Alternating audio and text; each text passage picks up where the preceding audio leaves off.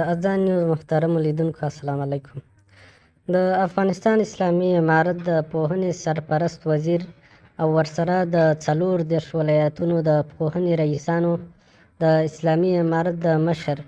شیخ هیبت الله اخندزاده سره په قندهار کې لیدلي دي. د دغې لیدنې خبرونه په داسې وخت کې لاس په لاس کېږي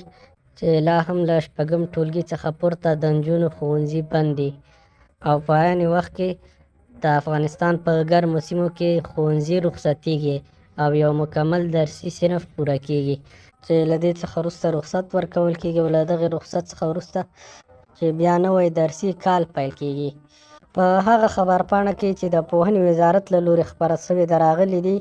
په دې غونډه کې د ولایتونو د پوهنې رئیسانو هر یو د پوهنې په برخه کې خپل اصلاحي پلانونه، لاسته راوړنې، پرمختګونه، ستونزې او وړاندیزونه د اسلامي امارت له مشر سره شریک کړل. که څه هم په دغه اعلامیه او خبرپاڼه کې د نجونو د 6م ټولګي څخه د پورته ښوونځیو د خلاصون په اړه څه نه دي راغلي، خو داسې ګنګوسې شته چې ګواکې په وړاندیزونو کې دا هم و چې د نجونو ښوونځي دې د 6م ټولګي څخه پورته بیرته پرانیستل سي او هغه شرایط چې اسلامي امارت یې ورته ټاکي باید نور مشخص سي.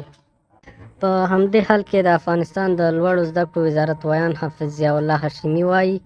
د لوړو زده کړو سرپرست وزیر شیخ الحدیث مولوي ندا محمد ندیم په مشرۍ او پلاوی د روسیې فدراتیف تاتارستان جمهوریت په رسمي بلنه د دغه هیواد د لوړو زده کړو او پوهنې وزیرانو په فورم غونډه کې د ګډون په موخه نن روسیې ته روان سوی ده. د لوړو زده کړو وزارت ویان وایي چې ښاغلی ندیم به هلته په روسیه کې د روسیې او تاتارستان په مرکز کې د وزیرانو په دغه غونډه کې ګډون وکړي او له هغې څخه به وروسته هلته د مشهورو پوهنتونونو او نورو مختلفو ځایانو څخه لیدنه وکړي. ښاغلی هاشمي وایي بسم الله الرحمن الرحیم. د افغانستان د اسلامي امارت د لوړ زده کړو وزارت محترم سرپرست وزیر شیخ الحدیث مولوي ندا محمد ندیم صاحب او ورسره مل پلاوي نن روسي هیواد ته سفر وکړ.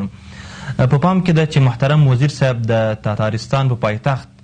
کازان ښار کې د معارف او د لوړ زده کړو وزیرانو په فورم کې ګډون وکړي او همدارنګه د لوړ زده کړو وزارت محترم وزیر صاحب او ورسره مل پلاوي به د روسي هیواد په پلازمینه او نورو لویو ښارونو کې د مختلفو پوهنتونونو څخه د لیدنې ترڅنګ د افغان محصلینو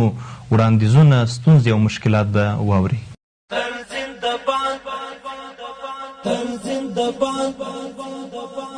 نومي اوچت لوړي نشان تن زندباد